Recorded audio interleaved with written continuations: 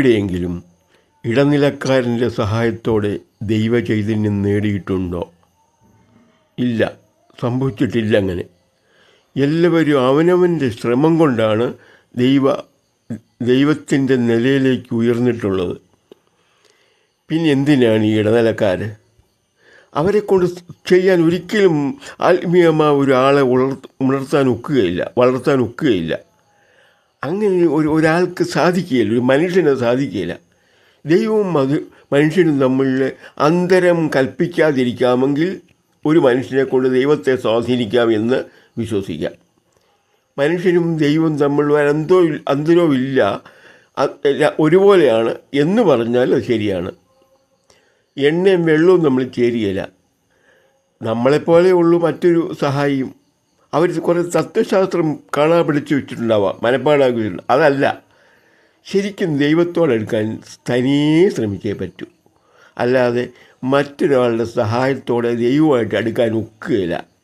അത് സാധിക്കുന്ന കാര്യമല്ല. നമ്മൾ ആ കാര്യത്തിൽ വളരെ മണ്ടന്മാരാണ് ലോക ജനത തന്നെ. എല്ലാ മതത്തിനുണ്ട് ഈ മതത്തെ ഇടനില നിന്ന് ചൂഷണം ചെയ്ത് പരാന്നഭോജികളായിട്ടുള്ള കുറേ ആൾക്കാർ ഇടയ്ക്ക്, ദൈവത്തിനും സാധാരണ മനുഷ്യനും ഇടയ്ക്ക്. അവരെ ഒന്ന് ഒഴിവാക്കി, എന്നിട്ട് തനിയെ ഒന്ന് ശ്രമിച്ചു നോക്കി. അപ്പം നിങ്ങൾ വളരെ ഉയർന്നു കാണാം. മതം വിറ്റ് ജീവിക്കുന്ന എത്രയോ ആൾക്കാർ ലോകം മുഴുവനുണ്ട്. അവർ സ്വർഗത്തിൽ ആളിനെ കൊണ്ടുപോകണം എന്നങ്ങ് വാശി പിടിക്കുകയാണ്. നമ്മുടെ നാട്ടിലാണ് ഏറ്റവും കൂടുതൽ, ഇന്ത്യയിൽ. ലോകത്തിലെല്ലായിടത്തും ഉണ്ട് ഇത്. മതം കച്ചവടം നടത്തുക, സ്വർഗത്തിൽ കൊണ്ടുപോയേ പറ്റൂ. നേരെ നടക്കുന്നവനെയും പിടിച്ച് സ്വർഗത്തിൽ കൊണ്ടുപോകണം. ഈ സ്വർഗത്തിൽ കമ്മീഷൻ വാങ്ങിച്ചുകൊണ്ടാണോ? സ്വർഗത്തിൽ നിന്ന് കമ്മീഷൻ കിട്ടുന്നുണ്ട് ഈ കക്ഷികൾക്ക്. ഇവിടെ സാധനങ്ങൾ പ്രൊഡക്റ്റൊക്കെ വിൽക്കാൻ വേണ്ടിയിട്ട് ഇല്ലാത്ത വാഗ്ദാനങ്ങളൊക്കെ ചെയ്ത് ഇതിൽ കൂടിയൊരു സാധനം ലോകത്തിലുണ്ടായിട്ടില്ലെന്നൊക്കെ പരസ്യം ചെയ്ത് വിറ്റ് കാശാക്കുന്ന അതേ പ്രവർത്തനമാണ് നടക്കുന്നത്. ഇന്ത്യയിൽ അത് വളരെ കൂടുതലാണ്. ഗവൺമെൻറ് ഇടപെടേണ്ട കേസായത്. മതം വിറ്റ് കാശാക്കുക, ദൈവത്തെ തരാവുന്ന വാഗ്ദാനം ചെയ്യുക, സ്വർഗത്തെ എത്തിക്കാം എന്നൊക്കെയുള്ള വാഗ്ദാനങ്ങൾ. ഇത് വേറൊരു പ്രശ്നം കൂടെ ഉള്ളൂ ഇതിനകത്ത്. അതും സർക്കാർ നോക്കേണ്ട ഒരു കാര്യമാണ്. ഇവിടെ സ്ത്രീയും പുരുഷനും തമ്മിൽ അനുപാതം തെറ്റിയാൽ ഉണ്ടാകാവുന്ന പ്രശ്നങ്ങളെക്കുറിച്ച് നമുക്കറിയാമല്ലോ. അത് ഏത് സർക്കാരും, ലോക സർക്കാരുകളെല്ലാം ശ്രദ്ധിക്കും. അങ്ങനെ മാറ്റം വന്നാൽ അതെന്തേന്ന് അന്വേഷിക്കും. പ്രകൃതി നിയമം അനുസരിച്ച് അത് സംഭവിക്കില്ലല്ലോ. അപ്പോൾ ഈ ഒരു കാര്യത്തിൽ എന്താ ശ്രദ്ധിക്കാത്തത്? ഇവിടെയുള്ളവരെ മുഴുവൻ പേരെ സ്വർഗത്തിലെത്തിച്ചാൽ സ്വർഗത്തിലെ ജനങ്ങളും നരകവും തമ്മിൽ പൊരുത്തക്കേട് വരികയല്ലേ, ഒന്നൊന്നിനെ വിഴുങ്ങുകയല്ലേ? അങ്ങനെ വന്നാൽ ഇവിടുത്തെ ജീവിതം കണക്കാക്കുന്നില്ലല്ലോ ഈ ആത്മീയ ജീവിതക്കാർ. അവർ സ്വർഗത്തിലെത്തിക്കാനല്ലേ നോക്കുന്നത്. സ്വർഗത്തിൽ മുഴുവൻ പേരങ്ങ് പോവുക, നരകത്തിൽ ആളില്ലാതെ വരിക. ദൈവമാണോ ഇത് രണ്ടും സൃഷ്ടിച്ചത്? അതോ രണ്ട് ദൈവങ്ങളാണോ? രണ്ട് ദൈവങ്ങളാണ്. ഈ ദൈവങ്ങൾ നമ്മളിപ്പോൾ യുദ്ധം ചെയ്യേണ്ടി വരികയില്ലേ?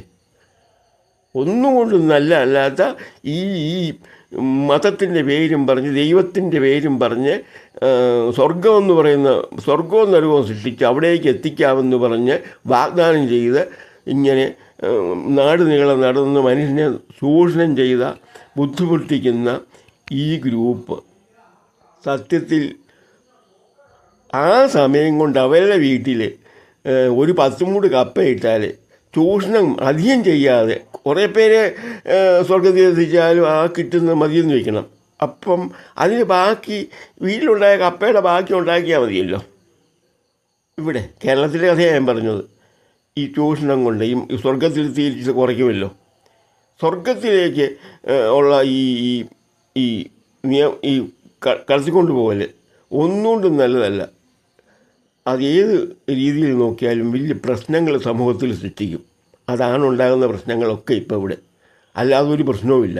അവനവന് വല്ല വിശ്വാസം ഉണ്ടെങ്കിൽ അതനുസരിച്ച് അങ്ങ് നിന്നാൽ പോരെ. അല്ലാതെ മറ്റൊരാളെ സ്വർഗത്തിലെത്തിക്കാൻ ഓടി നടക്കണോ?